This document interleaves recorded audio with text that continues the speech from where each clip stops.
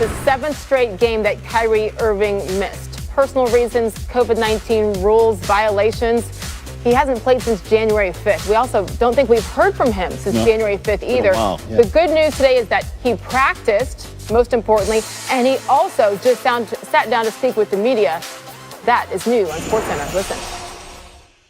Hey, Kyrie, welcome back. Hope all is well. This team looks different since the last time you were out there on the floor. First, just your reaction to the deal and what the energy is like as you try to put everything together as a group.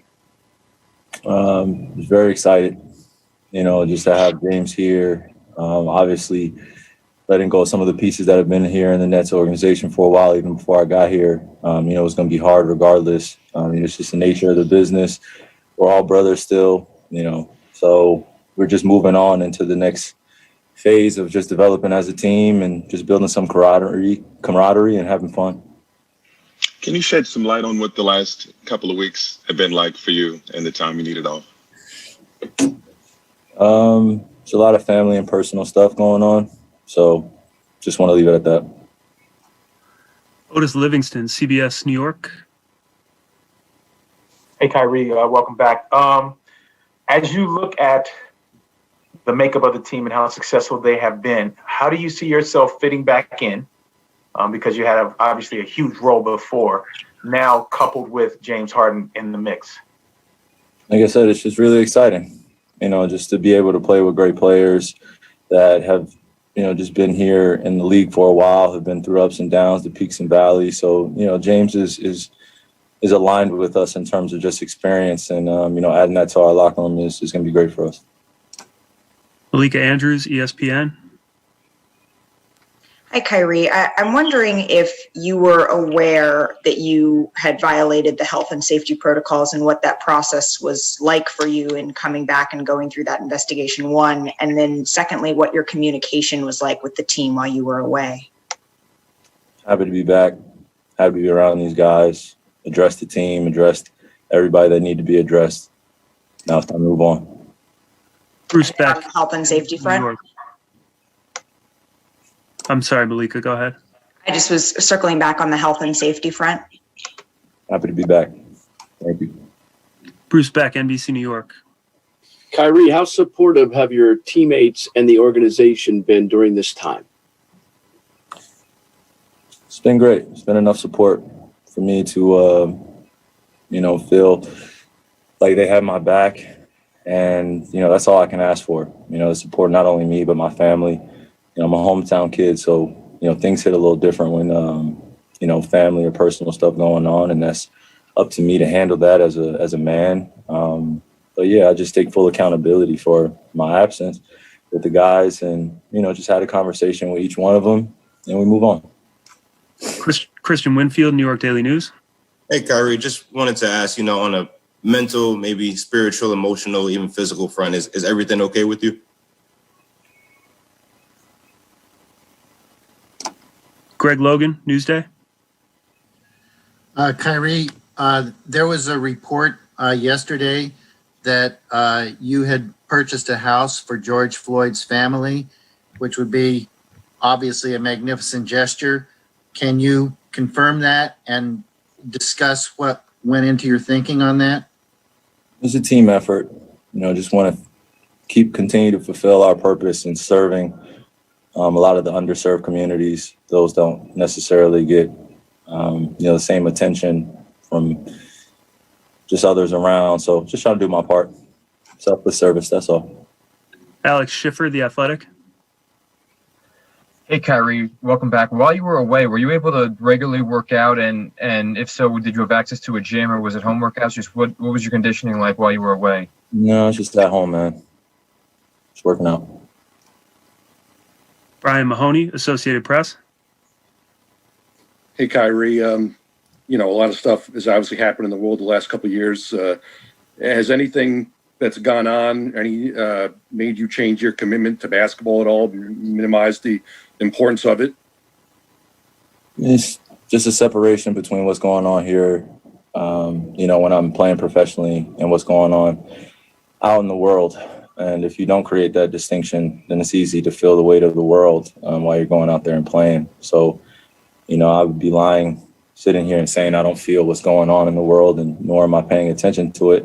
I just have a huge responsibility, I feel, to continue to serve my community and the underserved. And, when I'm out here playing, it's continuing to leave knowledge with these guys and commit to something, like I always say, bigger than ourselves. This team environment here, or just in basketball in general, it takes sacrifice and compromise, and we got to come to an agreement and just stand balanced throughout this long journey. So that's all I'm trying to do. Ian Begley, SNY. Hey, Kyrie, I know that, you said that why you were out was a personal matter and you're just leaving it at that. But I'm just curious, like, for the net fan out there who, was living and dying with you guys and wasn't sure why you were not playing and was frustrated by that, would you have any explanation to that fan? Well, the beautiful thing about that is that I started off as a fanatic and I started off as a fan. I've been invested in this organization since I was a kid, and also now that I'm in this role as a player, there is quite a difference. And, the fans out there, want to apologize to them as well. My commitment has always been to bringing something special to Brooklyn. And it wasn't just a championship. It was unity, it was equality, it was just bigger things than just the game itself. It took quite a while and quite a few valleys to get back home initially, So for me, I'm just taking every day, just being grateful, but for the casual or the fanatic, it's part of our culture. And, I'm back. I'm happy to be back. And we got some great pieces and we just move on. And I let my actions and my game speak for itself like I planned on doing, just needed a pause. Barbara Barker, Newsday.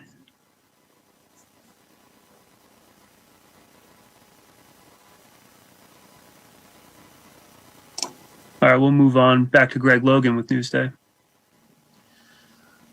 Kyrie, two things. We know that politically and socially the country has been fractured the last 4 years. What do you hope happens after this inauguration tomorrow? And also, secondly, do you feel like you can still find your joy playing basketball? Thing that is pretty interesting in watching when you take a break from everything. There's just so many assumptions about what's going on. And so many people feel like they know me best. And they have no idea who I am, nor what I'm about, or what I stand for, or even attempt to take the time, or even for me to invite them to take the time. So it's a two-way street. And when things become overwhelming in life, you just got to take a step back and realize what's important. And I love to play. It's never been questioned. I've committed myself, when this wasn't even a thing for me. I didn't really care about media, didn't really care about the fandom. All I cared about was just the ethics of the game and being taught the fundamentals. And now that it's become bigger and it's more of a responsibility that I have in this position I'm in, I'm grateful because I'm able to stand on this platform with others alongside of me that have sacrificed and are going through similar things. So I'm not alone in this. And, that's just a big thing about also mental health, just coming in and being balanced with yourself first and then being able to perform. With everything going on in the world, politically, socially, like I said, it's hard to ignore. I want to make changes daily. There are so many oppressed communities, so many things going on that are bigger than just a ball going in the rim. So for me, I just, like I said, it's just the balance of it. Of knowing I can delegate my responsibilities off the court to people that I'm surrounded around that are for the fight and are fighting behind the scenes and in front in the lines. And, like I said, I'm not the only one that's fighting. So I'm grateful to unify with others. And that's all I've tried to do. And on the court, the same way, just play with a smile, leave something that I've felt very dear to my heart with this game. And then, whatever my legacy is after that as a person, that's all I really care about. That's good. Fascinating. Many topics covered there with Kyrie Irving. Some answers he decided to give, not too much when it came to the violations of the COVID protocol rules, etc. But hey, the good news is that Kyrie Irving practiced, and now he's expected to be back tomorrow night and Friday night when the Brooklyn Nets are in Cleveland. And this team is going to have no shortage of late game options when they've got all three together. Over the last 10 years, those players rank among the top 4 in the NBA in usage rate and clutch time. And usage rate measures the amount of plays the player took either a shot, turned it over, or went to the free throw line. So this team is stacked. And now let's see if they can put it all together, Jay. Let's see.